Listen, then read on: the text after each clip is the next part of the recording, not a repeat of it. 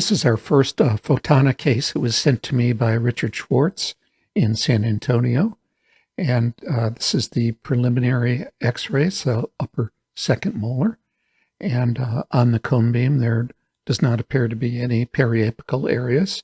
The tooth was vital. Rick said it was hyperemic. These are his TDO diagnosis page. The PDL looked to be normal, and his multi-tooth testing, tooth was not tender, had lingering sensitivity to cold, and these are his measurements.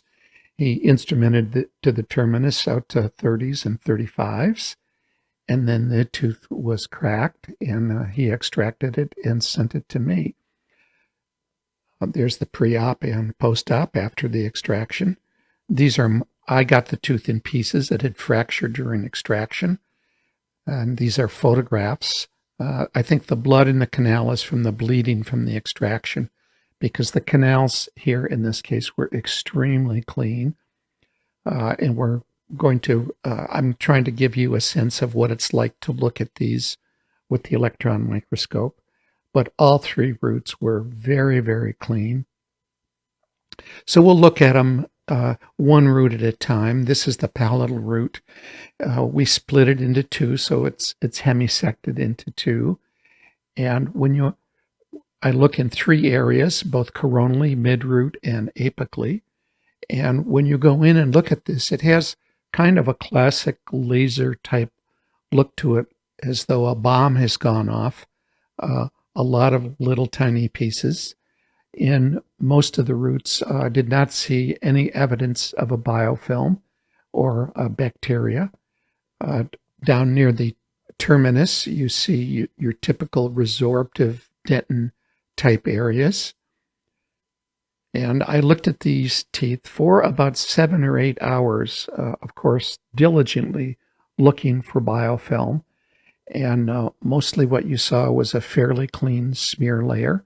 There was some fibrous connective tissue still present at the terminus in the roots. A lot of red and white blood cells, pretty much everywhere. And this gives you a sense of what it's like to examine these. It's a very arduous process because there are many, many places to look. So I'm just trying to give you a sense of how we looked at these. I spent a lot of time looking for biofilm, and it's very easy to misidentify it. For example, this looks like biofilm, but it isn't. You are not able to tell that unless you look at very high magnifications. This is some of the fibrous connective tissue that's still left over. And you can kind of see the measurements there that correspond with Rick's measurements. But overall, compared to the other cases I've looked at, this is extremely clean. There were certain areas where bacteria could be seen, but these are very, very isolated areas. There's a white blood cell with bacteria. And there's a bacteria that's actually maybe even a fungus that's been exploded by the laser, apparently. And in the distal buccal canal, it was a little different. And a lot of the debris you see in there is from the shaving process, so I wouldn't be too concerned about that. You do have an opportunity to look at the naked dentinal wall where there weren't any dentinal shavings, and you see a lot of areas where the dentin is kind of resorbed away that are very well cleaned by the laser activity. Typically, these are filled with all kinds of tissue, and in this particular case, they were very, very clean.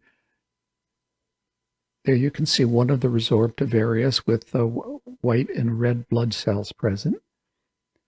There was one area that did have what I would consider an extensive biofilm. If you look at the photographic pictures, those crystal-like structures photographically, this is what they actually are when you look at them under the scanning electron microscope. And in this area, I was able to detect a pretty extensive biofilm, which surprised me. given that it was a vital case. But when you go into these areas, the group now should be fairly familiar with recognizing what a biofilm actually looks like and not mistaking it for a dentin that's being dissolved away. So when you go into an area like this, you can kind of see the biofilm picture that's generated. There's the biofilm in the distal buccal root. But other than that, it was very, very clean.